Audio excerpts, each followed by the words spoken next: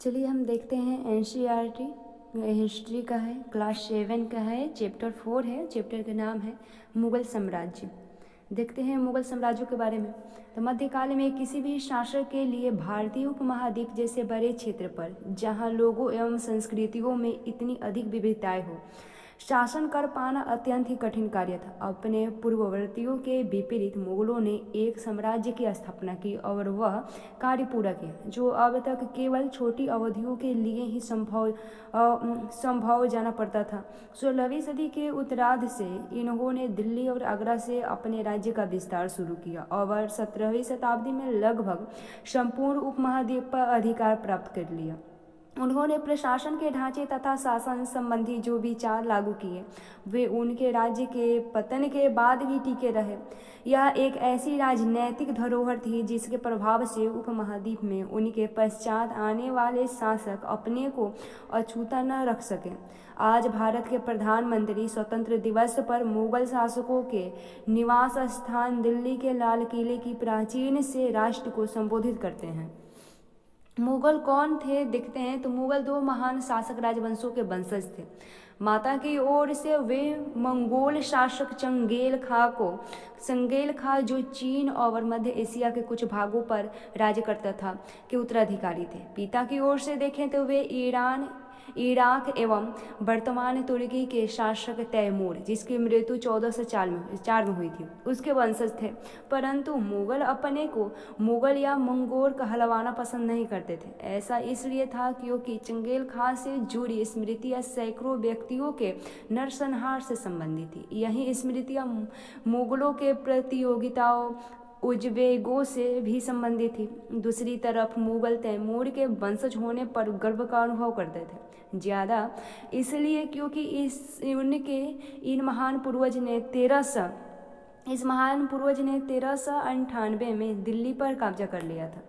एक चित्र दिया गया है, तो चित्र में है तैमूर, उसके उत्तराधिकारी और मुगल सम्राटों का एक लघु चित्र बनाया गया है जिसमें 1702 से 1712 के तक है। मध्य में तैमूर है और उसकी दाहिनी ओर उसका पुत्र मीरन शाह है जो प्रथम मुगल साम्राज्य बाबर का इकहर दादा था और उसके बाद अबू सैद बाबर के दादा।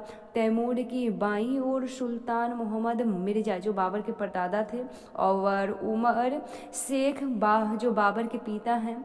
और तैमूर की दाहिनी ओर तीसरे, चौथे और पांचवें व्यक्ति मुगल सम्राट बाबर, अकबर और शाहजहां है और उसकी दाईं ओर उसी क्रम में से हुमायूं, जहांगीर और औरंगजेब है।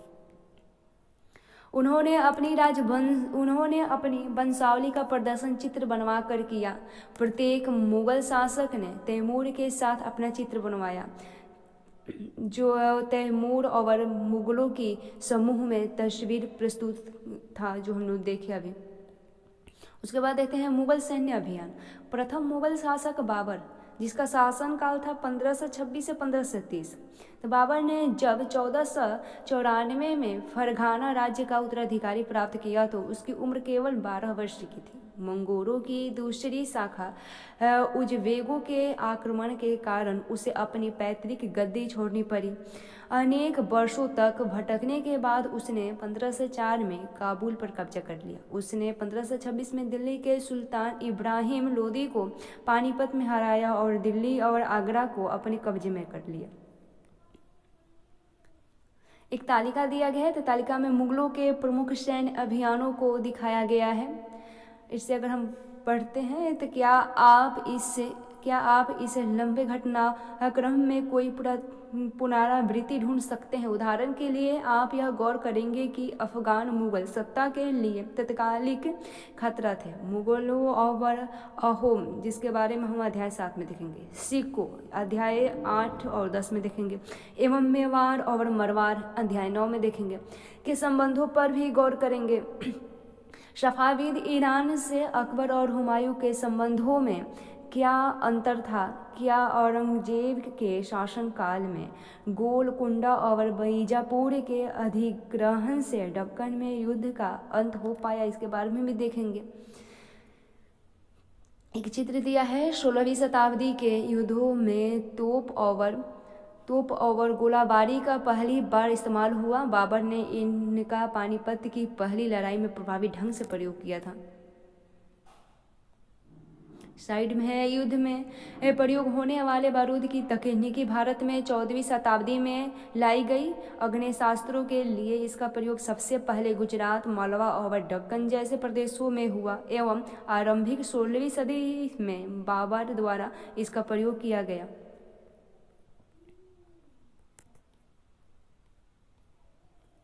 फिर देखते हैं, तालिका में है मुगल सम्राट देखते हैं। तो प्रमुख अभियान एवं घटनाएं इनके बारे में देखते हैं।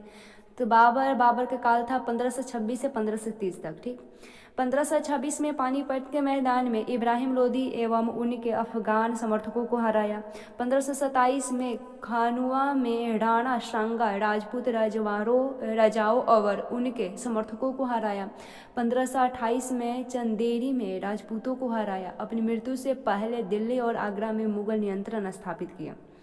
उसके बाद हुमायूं के बारे में देखते हैं। तो 1530 से 1540 एवं 1555 से 1556 हुमायूं ने अपने पिता की वसीयत के अनुसार जायदाद का बंटवारा किया। प्रत्येक भाई को एक एक प्रांत मिला। उसके भाई मिर्जा कामरान की महत्वाकांक्षाओं के कारण हुमायूं अपने अफगान प्रतिद्वंदियों के सामने फीका पड़ गया। शेर खान ने हुमायूं को 2 बार हराया, 1539 में चौसा में और 1540 में कनौज में। इन पराजयों ने उससे ईरान की ओर भागने को बाध्य किया। ईरान में हुमायूं ने सफाविद शाह की मदद ली। उसने 1555 में दिल्ली पर पुनः कब्जा कर लिया और परंतु उससे अगले वर्ष इस इमारत में एक दुर्घटना से उसकी मृत्यु हो गई। उसके बाद अकबर के बारे में देखते हैं। 1556 से 1605 तक 13 वर्ष की अल्पायु में अकबर सम्राट बना। उसके शासनकाल को 3 अवधियों में विभाजित किया जा सकता है। पहला है 1556 और 1570 के मध्य अकबर अपने संरक्षण बेरम खा और अपने घरेलू कर्मचारियों से स्वतंत्र हो गया। उसने सूरी और अन्य अफगानों, निकटवर्ती राज्यों मालवा और गोंडवाना तथा अपने सौतेले भाई मिर्जा हाकिम और उज्बेकों के विद्रोहों को दबाने के लिए सैन्य अभियान चलाया। 1568 में शिशोहदियों की राजधानी चित्तौड़ और 1569 में रणथंभौर पर कब्जा कर लिया गया। दूसरा है 1570 और 1585 के मध्य गुजरात के विरुद्ध सैन्य अभियान हुए। इन अभियानों के पश्चात उसने पूर्व में बिहार, बंगाल और उड़ीसा में अभियान चलाया, जिन्हें 1579 से 80 में मिर्जा हाकिम के पक्ष में हुए विद्रोह ने और जटिल कर दिया। तीसरा है 1585 से 1605 तक के मध्य अकबर के सम्राट का विस्तार हुआ। उत्तर पश्चिम में अभियान चलाए गए। सफाविदों को हरा कर कंधार पर कब्जा किया गया और कश्मीर को भी जोड़ लिया गया। मिर्जा हाकिम के मृत्यु के पश्चात काबुल को भी उसने अपने राज्य में मिला लिया। दक्कन में अभियानों की शुरुआत हुई और बरार खानदेश और अहमद नगर के कुछ हिस्सों को भी उसने अपने राज्य में मिला लिया। अपने शासन के अंतिम वर्षों में अकबर की सत्ता राजकुमार सलीम के विद्रोह के कारण लड़खड़ाई। यही सलीम आगे चलकर सम्राट जहांगीर कहलाया। फिर जहांगीर के देखते हैं। 1605 से लेकर 1627 तक शासनकाल था। तो जहांगीर ने अकबर के सैन्य अभियानों को आगे बढ़ाया। मेवाड़ के सिसोदिया शासक अमर सिंह ने मुगलों की सेवा स्वीकार की। इसके बाद सिखों, अहोमों और अहमदनगर के खिलाफ अभियान चलाए गए, जो पूर्णतः सफल नहीं हुए। जहांगीर के शासन के अंतिम वर्षों में राजकुमार खुर्रम, जो बाद में सम्राट शाहजहां कहलाया, ये विद्रोह किया। जहांगीर की पत्नी नूरजहां ने शाहजहां को हाशिए पर धकेलने के प्रयास किए, जो असफल रहे। उसके बाद शाहजहां के शासनकाल देखते हैं। शाहजहां के शासनकाल 1627 से 1658 है। दक्कन में शाहजहां के अभियान जारी रहे। अफगानिस्तान अभिजात खा जहान लोदी ने विद्रोह किया और वह पराजित हुआ। अहमदनगर के विरुद्ध अभियान हुआ जिसमें बुलंदों की हार हुई और ओरछा पर कब्जा कर लिया गया। उत्तर पश्चिम में बल्ख पर कब्जा करने के लिए उज़्बेकों के विरुद्ध अभियान हुआ जो असफल रहा। परिणाम स्वरूप कंधार सफाविदों के हाथ में चला गया। 1632 में अंततः अहमदनगर को मुगलों के राज्य में मिला लिया गया और बीजापुर की सेनाओं ने सुलह के लिए निवेदन किया। 1657 से 58 में शाहजहां के पुत्रों के बीच उत्तराधिकारी को लेकर झगड़ा शुरू हो गया। इसमें औरंगजेब की विजय हुई और दारा शिकोह समेत उसके तीनों भाइयों को मौत के घाट उतार दिया गया। शाहजहां को उसकी शेष जिंदगी के लिए आगरा में कैद कर लिया गया। उसके बाद औरंगजेब का शासनकाल देखते हैं तो औरंगजेब का शासनकाल 1658 से 1707। 1662 में उत्तर पूर्व में अहोमों की पराजय हुई परंतु उन्होंने 1680 में पुनः विद्रोह किया। उत्तर पश्चिम में यूसुफजई और सिखों के विरुद्ध अभियानों को अस्थायी सफलता मिली। मरवाड़ के राठौर राजपूतों ने मुगलों के खिलाफ विद्रोह किया। इसका कारण था उनकी आंतरिक राजनीतिक और उत्तराधिकारियों के मसलों में मुगलों का हस्तक्षेप। मराठा सरदार शिवाजी के विरुद्ध मुगल अभियान प्रारंभ में सफल रहे परंतु औरंगजेब ने शिवाजी का अपमान किया और शिवाजी आगरा स्थित मुगल कैदखाने से भाग निकले। उन्होंने अपने को स्वतंत्र शासक घोषित करने के पश्चात मुगलों के विरुद्ध पुनः अभियान चलाए। राजकुमार अकबर ने औरंगजेब के विरुद्ध विद्रोह किया जिसमें उसे मराठों और दक्कन की सल्तनत का सहयोग मिला। अंततः वह सफावीद ईरान भाग गया। अकबर के विद्रोह के पश्चात औरंगजेब ने दक्कन के शासकों के विरुद्ध सेनाएं भेजी। 1685 में बीजापुर और 1687 में गोंडकुंडा को मुगलों ने अपने राज्य में मिला लिया। 1698 में औरंगजेब ने दक्कन में मराठों जो छापामार पद्धति का प्रयोग कर रहे थे के विरुद्ध अभियान का प्रबंध स्वयं किया। औरंगजेब को उत्तर भारत में सिखों जाटों और सतनामियों, उत्तर पूर्व में अहोमों और दक्कन में मराठों के विरुद्ध का सामना करना पड़ा। उसकी मृत्यु के पश्चात उत्तराधिकारी के लिए युद्ध फिर शुरू हुए। साइड में है राजपूतों के साथ मुगलों की शादियाँ। जहांगीर की माँ कछवाहा की राजकुमारी थी। वह अंबर यानी वर्तमान में जयपुर के राजपूत शासक की पुत्री थी। शाहजहां की माँ एक राठौर राजकुमारी थी। वह मरवाड़ यानी जोधपुर के राजपूत शासक की पुत्री थी। देखते हैं उत्तराधिकारी की मुगल परंपरा। मुगल ज्येष्ठाधिकार के नियम में विश्वास नहीं करते थे जिसमें ज्येष्ठ पुत्र अपने पिता के राज्य का उत्तराधिकारी होता था। इसके विपरीत उत्तराधिकारी में वे शहदायदा की मुगल और तैमूर वंशों की प्रथा को अपनाते थे जिसमें उत्तराधिकारी का विभाजन समस्त पुत्रों में कर दिया गया था। तालिका दिया है। तालिका में हम देखेंगे कि रंगीन उदाहरणों को पढ़कर मुगल राजकुमारों के विद्रोहों से जुड़े प्रमाणों पर गौर करेंगे। अपने अनुसार उत्तराधिकारी का कौन सा तरीका सही है, ज्येष्ठाधिकार या शहदायदा। उसके बाद देखते हैं मुगलों के अन्य शासकों के साथ संबंध। तो आप पाएंगे कि मुगलों ने उन शासकों के विरुद्ध लगातार अभियान किए जिन्होंने उनकी सत्ता को स्वीकार करने से इनकार कर दिया। जब मुगल शक्तिशाली हो गए तो अन्य कई शासकों ने स्वेच्छा से उनकी सत्ता स्वीकार कर ली। राजपूत इसका एक अच्छा उदाहरण है। अनेकों ने मुगल घराने में अपनी पुत्रियों के विवाह करके उच्च पद प्राप्त किए परंतु कईयों ने विद्रोह भी किया।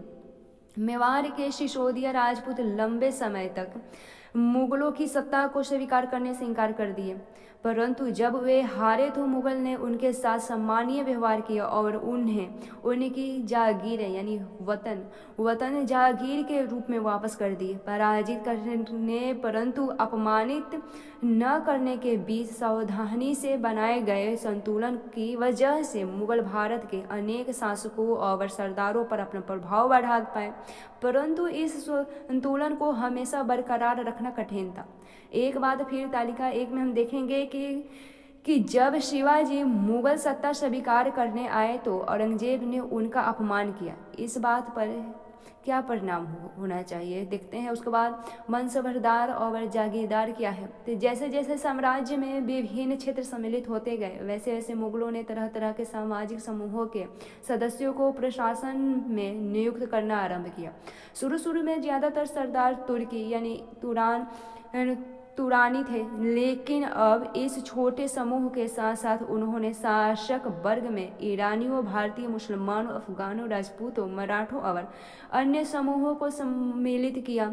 मुगलों की सेवा में आने वाले नौकरशाह मनसबरदार कहलाए। मनसबरदार शब्द का प्रयोग ऐसे व्यक्तियों के लिए होता था जिन्हें कोई मनसब यानी कोई सरकारी हैसियत अथवा पद मिला हो। यह मुगलों द्वारा चलाई गई श्रेणी व्यवस्था थी जिसके जरिए पद, वेतन एवं सैन्य उत्तरदायित्व निर्धारित किए जाते थे। पद और वेतन का निर्धारण जात की संख्या पर निर्भर था। जात की संख्या जितनी अधिक होती थी, दरबार में अभिजात की प्रतिष्ठा उतनी ही बढ़ जाती थी और उसका वेतन भी उतना ही अधिक होता था। जो सैन्य उत्तरदायित्व मनसाबरदारों को सौंपे जाते थे उन्हीं के अनुसार उन्हें घुड़सवार रखने पड़ते थे। मनसबरदार अपने सवारों को निरीक्षित करने के लिए लाते थे। वे अपने सैनिकों के घोड़ों को दगवाते थे और वह सैनिकों का पंजीकरण करवाते थे। इन कार्यवाहियों के बाद ही उन्हें सैनिकों को वेतन देने के लिए धन मिलता था। मनसबरदार अपना वेतन राजस्व एकत्रित करने वाली भूमि के रूप में पाते थे जिन्हें जागीर कहते थे और जो तकरीबन इकताओं के समान थी। परंतु मनसबरदार मुक्तियों से भिन्न अपने जागीरों पर नहीं रहते थे और न ही उन पर प्रशासन करते थे। उनके पास अपनी जागीरों से केवल राजस्व एकत्रित करने का अधिकार था। यह राजस्व उनके नौकर उनके लिए एकत्रित करते थे, जबकि वे स्वयं देश के किसी अन्य भाग में सेवारत थे। अकबर के शासनकाल में इन जागीरों का सावधानी पूर्वक आकलन किया जाता था ताकि इनका राजस्व मनसबरदार के वेतन के तकरीबन बराबर रहे। औरंगजेब के शासनकाल तक पहुँचते पहुँचते स्थिति बदल गई। अब प्राप्त राजस्व मनसबरदार के वेतन में बहुत कम था। मनसबरदारों की संख्या में भी अत्यधिक वृद्धि हुई, जिसके कारण उन्हें जागीर मिलने से पहले एक लंबा इंतजार करना पड़ता था। इन सभी कारणों से जागीरों की संख्या में कमी हो गई। फलस्वरूप कई जागीरदार जागीर रहने पर यह कोशिश करते थे कि वे जितना राजस्व वसूल कर सके कर ले। अपने शासनकाल के अंतिम वर्षों में औरंगजेब इन परिवर्तनों पर नियंत्रण नहीं रख पाया। इस कारण किसानों को अत्यधिक मुसीबतों का सामना करना पड़ा। साइड में देखते हैं जात की श्रेणियां। तो 5000 जात वाले अभिजातों का दर्जा 1000 जात वाले जातों से ऊंचा होता था। अकबर के शासनकाल में 29 ऐसे मनसबरदार थे जो 5000 जात की पदवी के थे। औरंगजेब के शासनकाल तक ऐसे मनसबरदारों की जात 79 हो गई। क्या इसका अर्थ यह हुआ कि राज्य का खर्चा बढ़ गया होगा? फिर साइड में देखते हैं कुछ चित्र दिया गया है अपने सवारों के साथ एक मनसबरदार अभियान पर। फिर एक और चित्र है शाहजहां के हेराजकाल के एक लघु चित्र के ब्यूरो जहां जहांगीर के समय के भ्रष्टाचार को दिखाया गया है। भ्रष्ट अफसर रिश्वत लेते हुए और एक कर अधिकारी गरीब किसानों को सजा देते हुए। फिर उसके बाद देखते हैं जब्त और जमींदार दिखते हैं। मुगलों की आमदनी का प्रमुख साधन किसानों की उपज से मिलने वाला राजस्व था।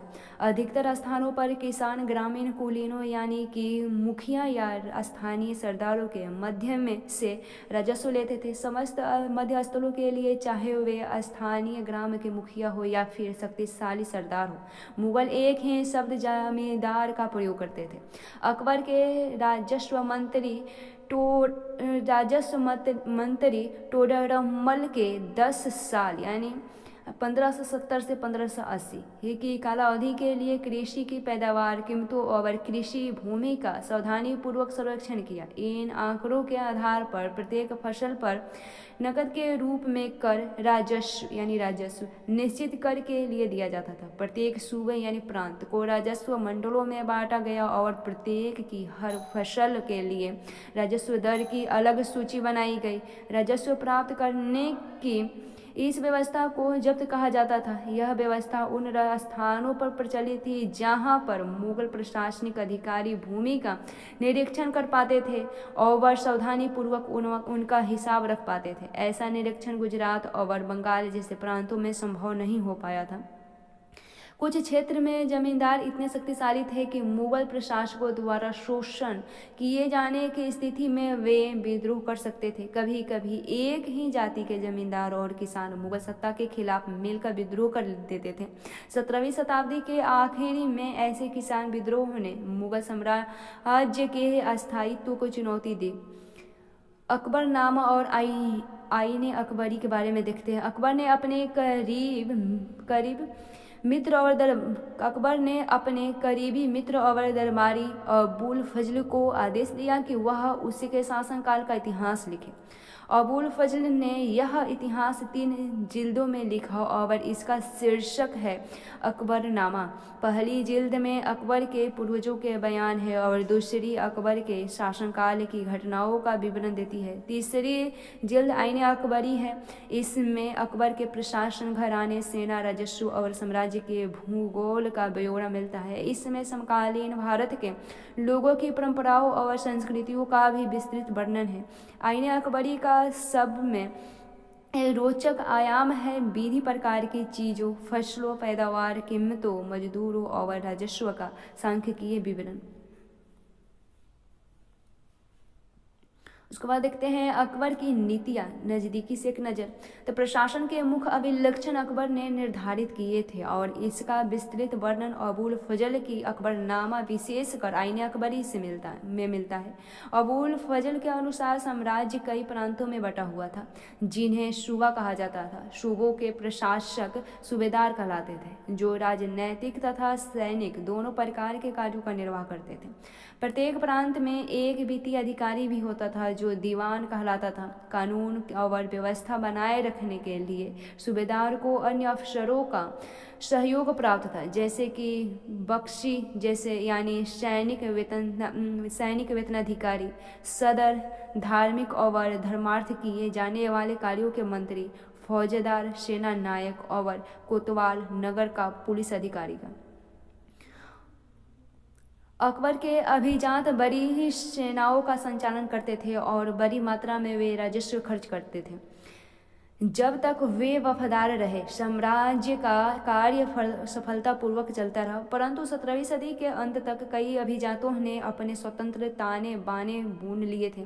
साम्राज्य के प्रति उनकी वफादारी उनके निजी हितों के कारण कमजोर पड़ गई थी। 1570 में अकबर जब फतेहपुर सीकरी में था तो उसने उलेया ब्राह्मणों, जेसुइट पदारियों जो रोमन कैथोलिक थे और जरदुश्त धर्म के अनुयायियों के साथ धर्म के मामलों पर चर्चा शुरू की। ये चर्चाएं इबादत खाना में हुई। अकबर की रुचि विभिन्न व्यक्तियों के धर्मों और रीति रिवाजों में थी। इस विचार विमर्श से अकबर की समझ बनी थी जो विद्वान धार्मिक रीति और मतांधता पर बल देते हैं वे अक्सर कट्टर होते हैं। उनकी शिक्षाएं प्रजा के बीच विभाजन और असमंजस्य पैदा करती है। ये अनुभव अकबर को सुलह-ए-कुल या सर्वत्र शांति के विचार की ओर ले गए। सहिष्णुता की यह धारणा विभिन्न धर्मों के अनुयायियों में अंतर नहीं करती थी, अपितु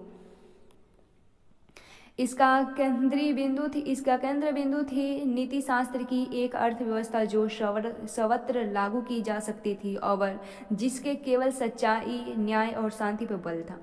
अबुल फजल ने सुलह-ए-कुल के इस विचार पर आधारित शासन दृष्टि बनाने में अकबर की मदद की। शासन के इस सिद्धांत को जहांगीर और शाहजहां ने भी अपनाया। यहाँ एक दिया है जहांगीर के दरबार पर नूरजहां का प्रभाव। मेहरुनिसा ने 1611 में जहांगीर से विवाह किया और उसे नूरजहां का खिताब मिला। नूरजहां हमेशा जहांगीर के प्रति अत्यधिक वफादार रही और उसको समय समय पर सहयोग देती रही। नूरजहां के सम्मान के जहांगीर ने चांदी के सिक्के जारी किए, जिसमें एक ओर उसके स्वयं के खिताब उत्कीर्ण थे और दूसरी ओर यह वाक्य रानी बेगम नूरजहां के नाम से गढ़ा हुआ है। बाईं ओर इसमें दिया गया है दस्तावेज नूरजहां द्वारा जारी किया गया आदेश यानी फरमान है। चौकोर मोहर बताती है उदात और महान महारानी नूरजहां बादशाह बेगम का आदेश। गोल मोहर के अनुसार शाह जहांगीर के प्रताप से महारानी चंद्रमा जैसी वैभवशाली बन गई। हम कामना करते हैं कि नूरजहां बादशाह इस युग की सर्वत्र महिला बने रहे।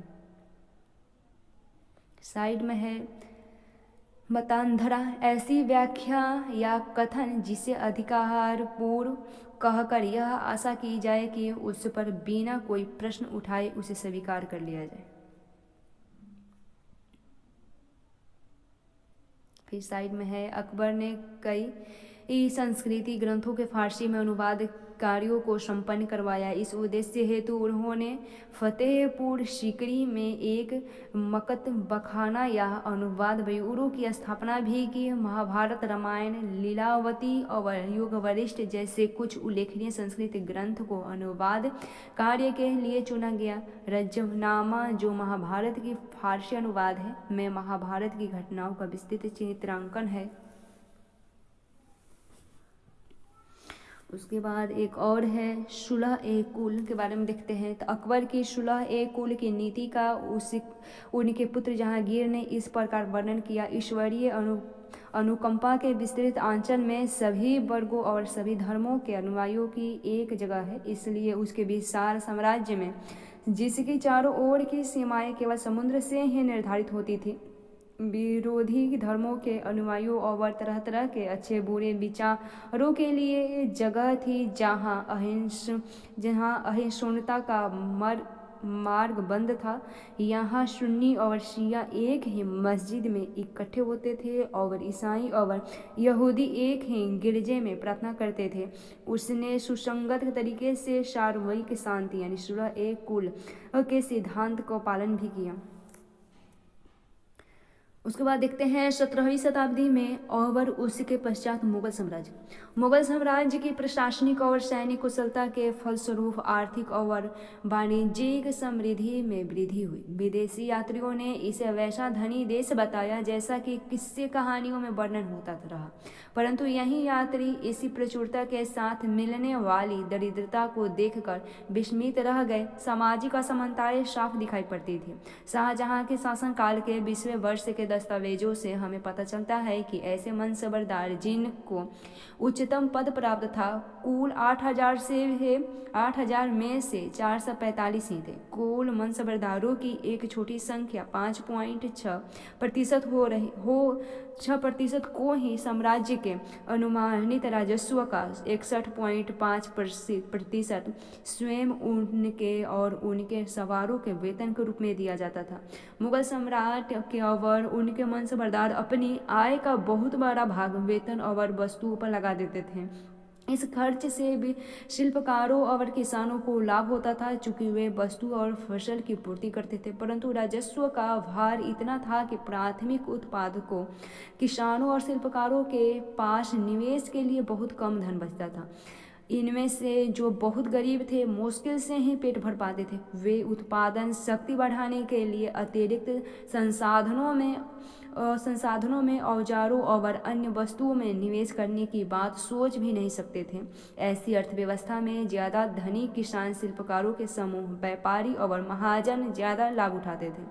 मुगलों के कुलीन वर्ग के हाथों में बहुत धन और संसाधन थे, जिनके कारण 17वीं सदी के अंतिम वर्ष में वे अत्यधिक शक्तिशाली हो गए। जैसे जैसे मुगल साम्राज्य की सत्ता पतन की ओर बढ़ती गई, वैसे वैसे विभिन्न क्षेत्रों में सम्राट के सेवक स्वयं ही सत्ता के शक्तिशाली केंद्र बनने लगे। इनमें से कुछ ने नए वंश स्थापित किए और हैदराबाद एवं अवध जैसे प्रांतों में अपना नियंत्रण जमाया। यद्यपि वे दिल्ली के मुगल सम्राट को स्वामी के रूप में मान्यता देते रहे, तथापि 18वीं शताब्दी तक साम्राज्य के कई प्रांत अपनी स्वतंत्र राजनीतिक पहचान बना चुके थे।